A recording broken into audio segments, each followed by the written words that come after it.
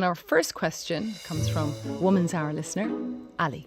You claim you want to support women, and you've identified many of the areas that disproportionately affect women in your manifestos. My question is a simple one. How important is it to your party to clearly and correctly identify what a woman is?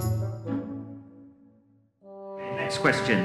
What is your message to women asking for single-sex services, sports and care? Trans identities are real, they are valid. Trans people have existed since the dawn of time.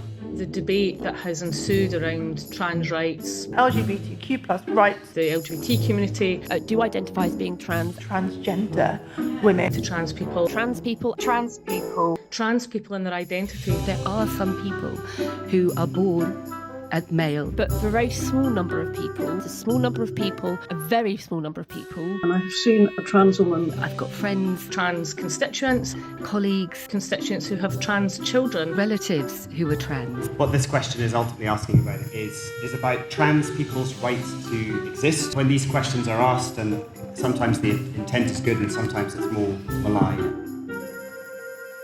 By the way in which the debate was being conducted, because it got very toxic, But the debate has become incredibly toxic. very divided. The polarisation that we see in politics in this debate, It's a wedge issue. It's designed to split the liberal left, Tick all the boxes and become a dog whistle of hatred. Very hard line. being funded by the right-wing evangelicals in the US.